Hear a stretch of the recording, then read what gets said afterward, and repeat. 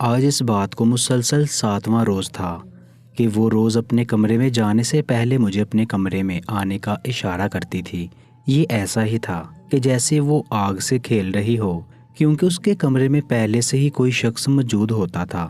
پھر وہ مجھے کمرے میں بلا کر کیا کرنا چاہتی تھی؟ ایک بات بہت عجیب تھی کہ جب وہ مجھے اپنے کمرے میں بلاتی تو اس کے چہرے پر بہت ہی پیاری سی مسکراہٹ ہوتی۔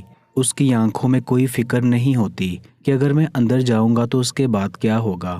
شاید وہ جانتی تھی کہ سرخ رنگ میرا پسندیدہ کلر ہے، اس لیے ہر وقت خود کو سر سے پاؤں تک سرخ رنگ کو سجائے رکھتی تھی۔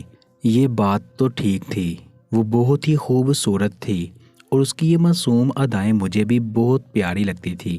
میں ان اداؤں کو انجوائے کرتا تھا۔ کبھی وہ خود سے ہی شرماتا، کبھی دور دور سے اسے دیکھتا۔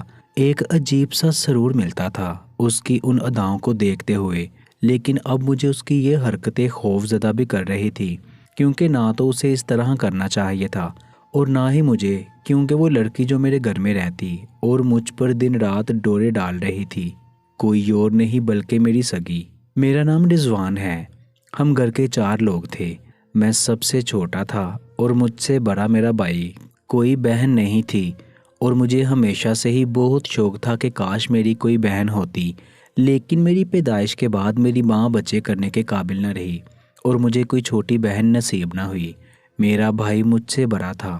جب مجھے پتا چلا کہ اس کی شادی کرنے لگے ہیں تو میں تو خوشی سے جھوم اٹھا۔ اس گھر میں بہت سالوں بعد کوئی تقریب ہونے والی تھی، اور دوسرا یہ بھی کہ اس گھر میں ایک نیا فرد آنے والا تھا، وہ بھی میری بھابھی۔ میں تو بڑا خوش تھا کہ چلو گھر میں رونق لگ جائے گی، بھائی کی شادی ہوگی، بھابھی آئے گی اور 1-2 سال بعد گھر میں بچے کھیلا کریں گے۔ ورنہ تو یہ حال تو میرے والد صاحب اپنے کمرے میں بیٹھے رہتے تھے، امی سارا دن کام میں لگی رہتی تھی، بھائی صبح آفس جاتا تو رات کو ہی واپس آتا تھا، میں جب گھر آتا تو سب اپنے اپنے کمروں میں ہوتے۔ گھر میں اتنی خاموشی کہ اس سے دم گھٹنے لگتا تھا۔ شادی کی تیاریاں ہونے لگی، رشتہ دیکھا جا چکا تھا۔ لڑکی تو بہت ہی پیاری تھی۔ اس سے پہلے کہ بھائی کو تصویر دکھائی جاتی، میں نے اپنی امی کے ہاتھ سے تصویر کھینچ لی اور سب سے پہلے میں نے ہی اسے دیکھا۔ اس کا نام نیلا تھا۔ وہ واقعی بہت خوبصورت تھی۔ میں نے اپنے بھائی کو تنگ کیا کہ اس لڑکی کے ساتھ بھائی کی شادی کر رہے ہیں، کوئی اچھی شکل کی اچھی لڑکی لے آتے۔ دیکھو میرا بھائی بیچارہ بس گیا۔ میں نے بہت انجوائے کیا۔ پھر اپنے بھائی کو تصویر دکھا دی تو اسے بھی وہ تصویر اچھی لگی۔ وہ سب کے سامنے خوش تو نظر آ رہا تھا، لیکن اتنا خوش نہیں تھا جتنا اس کو ہونا چاہیے تھا۔ شاید وہ شرما رہا تھا۔ بھائی کی منگنی ہونے کی دیر تھی کہ بھائی کے تیور ہی بدل گئے۔ اب وہ ہمیشہ فون پر بات کرتا ہوتا۔ میری ہونے والی بھابھی کی ایک چھوٹی بہن بھی تھی، شاید اسی نے بھابھی کا نمبر بھائی کو دے دیا تھا اور دونوں ایک دوسرے سے باتوں میں لگے ہوتے۔ مجھے تو یہ بات پسند تھی کہ چلو اچھا ہے، دونوں نے زندگی گزارنی ہے تو آپس میں بات چیت ہو جائے، لیکن اگر ہمارے گھر میں یہ بات پتہ چل جاتی تو بالکل بھی اچھا نہیں ہوتا۔ اس لیے جب مجھ سے کوئی پوچھتا کہ بھائی کہاں ہے تو میں بھائی کی سائڈ لیتا اور کہتا کہ وہ سو رہا ہے یا کام کر رہا ہے، جبکہ میرا بھائی فون پر باتوں میں مصروف ہوتا اور ہنس ہنس کر باتیں کرتا تھا۔ اس کو اتنا خوش تو میں نے آج تک نہیں دیکھا تھا۔ میں بھی خوش تھا کہ شادی ہو گئی، شادی میں لڑکیاں ہوں گی، تانگ جھانک کا موقع مل جائے گا، اپنے بھائی کی شادی ہے تو تھوڑا ناچ لوں گا، اسی میں میری انجوائمنٹ تھی۔ بس یہی تک تھی میری خوشی، اور خوشی اس بات کی تھی کہ بھائی کی شادی ہو رہی تھی تو اس کے بعد میری ہی باری ہے۔ ہم نے بھائی کی شادی کروا دی اور بھابھی کو گھر لے آئے۔ وہ بھی بہت اچھی تھی، سب سے بہت عزت سے پیش آ رہی تھی۔ ہمارے گھر میں ایک رسم ہوئی جس میں دیور بھابھی کا گھٹنا پکڑ کر بیٹھ جاتا ہے اور جب تک بھابھی اس کو پیسے نہیں دیتی وہ گھٹنا نہیں چھوڑتا۔ ویسے تو میں کافی بڑا تھا، لیکن مجھے پھر بھی یہ رسم کرنی تھی۔ میں اپنی بھابھی سے بھی عمر میں بڑا تھا، میری بھابھی شاید 17 سال کی ہوگی۔ ویسے بھائی کی تو لاٹری لگ گئی تھی، ایک کم عمر لڑکی سے شادی ہو رہی تھی، وہ بھی اتنی حسین۔ جب میں نے اپنی بھابھی کا گھٹنا پکڑنے کی کوشش کی تو میری بھابھی اچانک چونک گئی۔ میں نے اپنے ہاتھ نیچے کر لیے اور ان کے جوتے پر رکھ دیے تاکہ ان کو میرے ہاتھوں سے کوئی عجیب احساس نہ ملے، اور مجھے بھی عجیب لگ رہا تھا اور شاید ان کو بھی۔ میں نے بھابھی سے کہا کہ مجھے پیسے چاہیے۔ سب لوگ شور مچا رہے تھے، کافی اچھا ماحول تھا۔ میری بھابھی نے مجھے 5,000 روپے دیے اور تب جا کے میں نے ان کا پاؤں چھوڑ دیا۔ مجھے سب کہنے لگے کہ بھابھی کا گھٹنا پکڑنا ہوتا ہے، پاؤں نہیں، تم تو پاؤں پکڑ کے بیٹھے تھے۔ میں نے کہا کہ چاہے پاؤں پکڑا تھا یا جوتا، پیسے تو مجھے مل گئے۔ میں نے بات مذاق میں اڑا دی، لیکن رات کو ایک بہت ہی عجیب حرکت ہوئی۔ مجھے نیند کہاں آنی تھی، میرے کچھ دوست وغیرہ آئے ہوئے تھے، ہم لوگ باہر بیٹھے شغل میلہ کر رہے تھے، لیکن جب میں اندر کمرے میں کوئی چیز لینے آیا تو مجھے بھائی کے کمرے سے کانچ ٹوٹنے کی آواز آئی۔ میں حیران ہوا کہ آج ان کی سہاگ رات ہے، پھر یہ توڑ پھوڑ کی آواز کہاں سے آ رہی ہے۔ سوچا کہ شاید کچھ غلطی سے گر گیا ہوگا، پھر سوچا کہ دروازہ کھٹکھٹا کر پوچھ لیتا ہوں دونوں ٹھیک تو ہیں، کہیں کوئی نقصان زیادہ تو نہیں ہو گیا۔ لیکن پھر ایسا کرتا تو بدتمیزی لگتی، چپ چاپ وہاں سے چلا گیا، کیونکہ اگر اندر جاتا تو انہوں نے یہی سمجھنا تھا کہ میں مذاق میں ان کو تنگ کر رہا ہوں، پر میرا ایسا کوئی ارادہ نہیں تھا۔ میں سمجھتا تھا کہ شادی کے شروع کے دن میاں بیوی کے لیے کتنی ضروری ہوتے ہیں۔ بھائی کی شادی میں مجھے ایک لڑکی پسند آ گئی تھی جو بھابھی کی طرف سے رشتہ دار تھی۔ سوچ رہا تھا کہ کچھ دن بعد اپنی امی سے بات کروں گا کہ اس کے بارے میں معلومات نکالے اور اگر مناسب لگے تو اس کے گھر رشتہ بھیجنے کے لیے کوئی چکر چلائے، لیکن یہ آسان بات نہیں تھی۔ ہمارے گھر میں بہت سختی تھی اور ہمارے خاندان میں آج تک کسی نے بھی پسند کی شادی نہیں کی تھی۔ ہمیشہ ماں باپ ہی لڑکی کو دیکھتے ہیں اور رشتہ پسند کیا کرتے تھے، پھر چاہے بیٹا ہو یا بیٹی۔ بھائی نے بھی تو دوسری کوئی بات نہیں کی اور تصویر دیکھ کر ہاں کہہ دی، لیکن بھابھی تو اتنی خوبصورت تھی، کوئی بے وقوفی ان کو نہ کر سکتا تھا۔ بھائی اور بھابھی کی شادی کو 15 دن گزر گئے، کبھی گھر میں دعوتیں ہوتی، کبھی مہمان آتے، کبھی کوئی دلہن کو دیکھنے آتا، کبھی ہم کسی کے گھر جاتے۔ دن بہت اچھے گزر رہے تھے، میری اپنی بھابھی سے بہت دوستی ہو گئی تھی، ہم لوگ بہت دیر تک باتیں کرتے۔ جب تک بھابھی کچن میں کھڑی کام کرتی میں بھابھی کے پاس ہی کھڑا رہتا اور کوشش کرتا کہ ان سے زیادہ باتیں کر سکوں، کیونکہ مجھے ان سے بات کرنا اچھا لگتا تھا۔ وہ بھی بہت اچھی تھی اور وہ میری لاڈلی بھابھی بن گئی تھی۔ لیکن پھر کچھ ایسا ہونے لگا جس کی امید نہیں تھی۔ یہ میچ کا سیزن چل رہا تھا اور ٹی وی صرف لاؤنج میں رکھا گیا تھا۔ لاؤنج کے بالکل سامنے ہی بھائی کے کمرے کا دروازہ تھا اور پیچھے کی طرف امی ابو کے کمرے کا۔ میرا کمرہ دوسرے فلور پر تھا، میں ٹی وی اپنے کمرے میں نہیں لے جا سکتا تھا اور میچ دیکھے بنا میرا گزارا بھی نہیں تھا، اس لیے لاؤنج میں بیٹھ کر میچ دیکھا کرتا تھا۔ لیکن ایک دن میچ دیکھتے ہوئے حیران و پریشان رہ گیا۔ میرا بھائی بھابھی سے بہت کام کروایا کرتا تھا، کبھی میری بھابھی بھائی کے لیے کباب بناتی تو کبھی اس کی پسند کے کھانے، اور رات کو تو چائے کے بنا اس کا گزارا نہیں تھا۔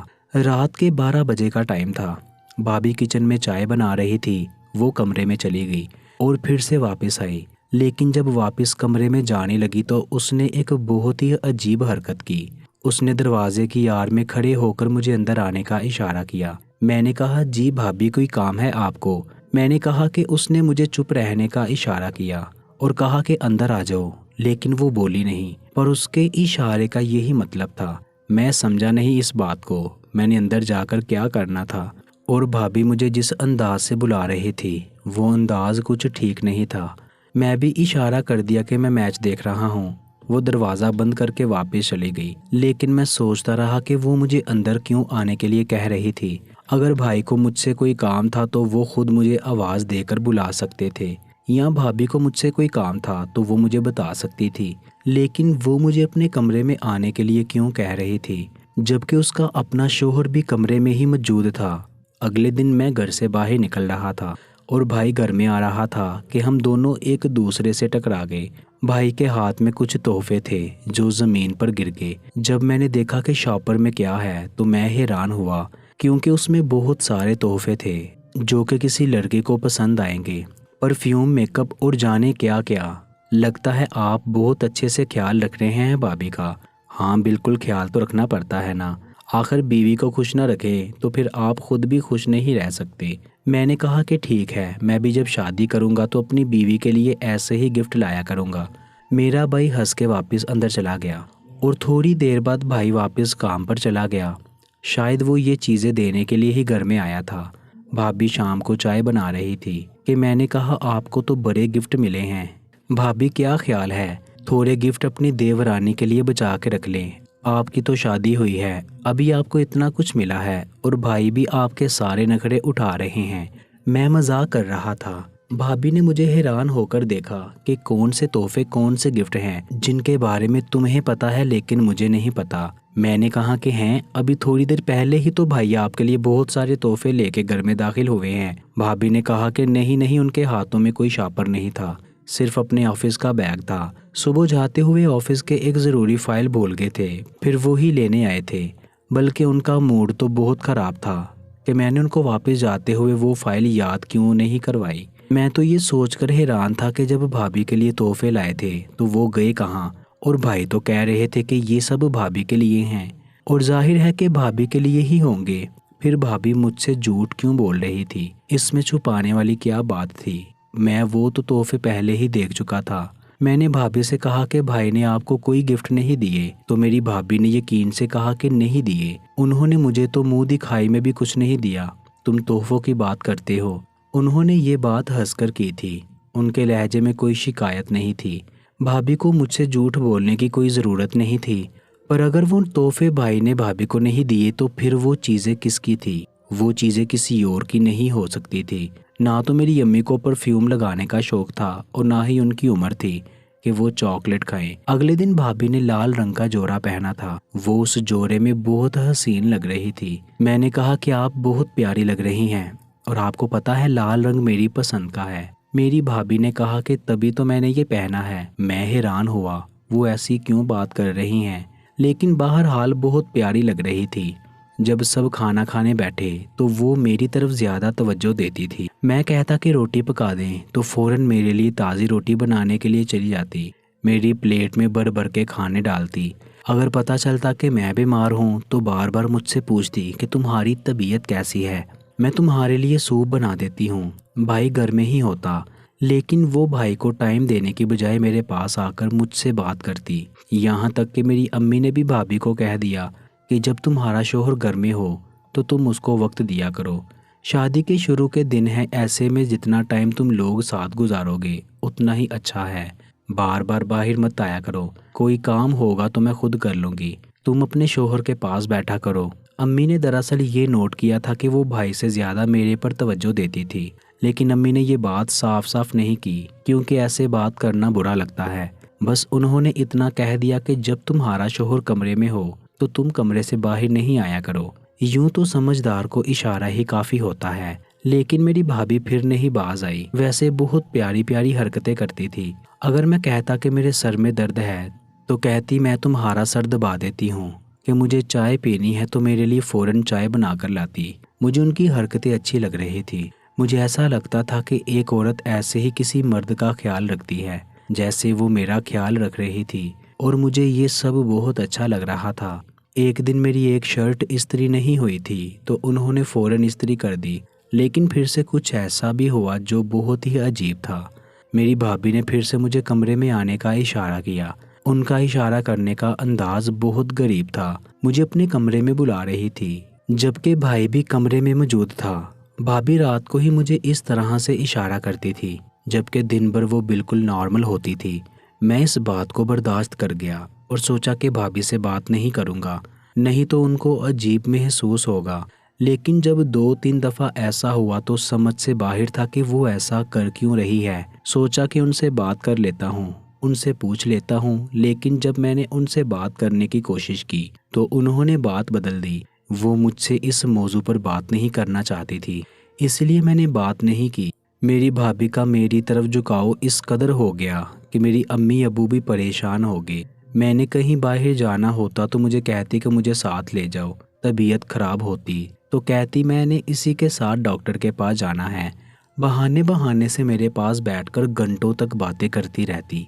मेरी पसंद के कलर में हर वक्त टाइम तैयार होकर फिरती। अब तो बातों बातों में मेरा हाथ भी पकड़ लेती और हंस हंस कर मुझसे बात करती। तैयार होकर मुझसे पूछती कि मैं कैसी लग रही हूँ। वो सारी हरकतें जो उनको मेरे भाई के साथ करनी चाहिए थी वो मेरे साथ कर रही थी।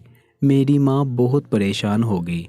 सोचा कि अपने बेटे से बात करनी चाहिए, लेकिन फिर सोचा कहीं वो बुरा ना माने और वो मियाँ बीवी में लड़ाई की वजह ना बन जाए। लेकिन अल्लाह कहता है कि मियाँ बीवी में लड़ाई की वजह बनने वाले को पसंद नहीं करता। अब तो मैं भी परेशान रहने लगा था। एक रात मेरी भाभी ने मुझे कमरे में आने का इशारा किया। वो दरवाजे में खड़ी थी। اشارہ کر رہی تھی کہ کمرے میں آ جاؤ۔ مجھے بہت غصہ آیا۔ میں ان کی طرف بڑھا اور کمرے میں داخل ہو گیا۔